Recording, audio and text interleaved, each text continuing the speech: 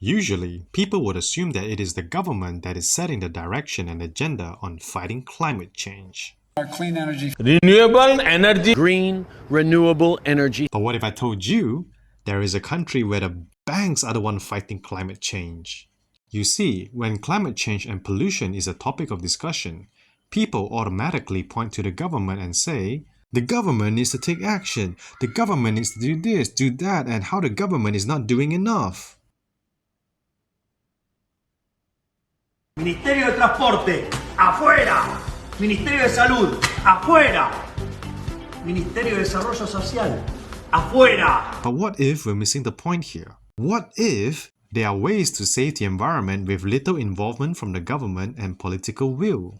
This is what happened in Malaysia, a small tropical country with a population of 34 million. That is more than Australia and New Zealand combined. When governments around the world are waiting around and deciding on what is the best way forward, the banks in Malaysia got together and decided that they will no longer be financing any more coal power plants. That's it. You can do what you want, you can write up any proposals, you can show all the agreement guarantees, you can get whatever generating license from the government, but we just ain't gonna provide any financing to build it. End of story. Bear in mind, coal is the main source of power for electricity in this country.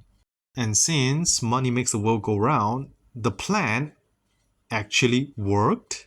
So apparently, building a power plant is very expensive. Yeah, that checks out. Investors do not want to tap the cash into equity, so they want a large sum of money to come from debt financing. Basically, taking a loan. Sorry about these financial MBA terms.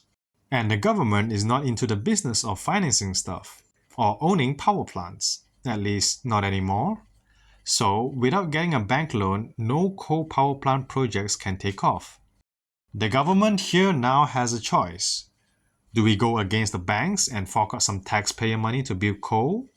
Or do we ride the wave and go with the momentum? So yeah, 3.5 years later, the government polished up the policy roadmap and decided that we're going green, yo! Like, transitioning away from carbon fuel is one of the most hardest thing to do. I'm sure from time to time, Google will bring up some articles to shove it at your face on how much greener we're getting, on how much progress is made, and how we're literally one step away from clean energy. Or like this new technology is going to revolutionize the world, and this carbon capture BS. I have a great video about carbon capture scam, and it's going to be the link in the description below. But don't you dare click it right now. Don't you dare click it. Finish this video, please, please. I need to pay rent and buy food. Back to my talking point. It is hard to transition away from coal, despite all the feel-good toxic positivity you see on LinkedIn. Just look at all these countries that depend on coal in the 1990s. Coal was the #1 source of electricity back then for these countries. But how about now? If you notice, almost all the countries with their success stories to get rid of coal didn't really use much coal to begin with actually. For a lot of places, coal is still #1. Where's all the feel-good articles now, huh? Most people think that protesting to the government is the best way for climate issues. Really? Yeah, of course, since you vote and choose the government, right? And they serve the people, right? So of course they're gonna listen to your voice. Well, government policies can just be overturned literally anytime. And take Germany for example, they have a very stable government and mature economy, and they had a policy to get rid of coal. And then they went to this. And then you have countries which are doubling down on coal as well. So if you think that banks are evil and humanity is doomed, you now have a story to support the banks. Or at least in Malaysia.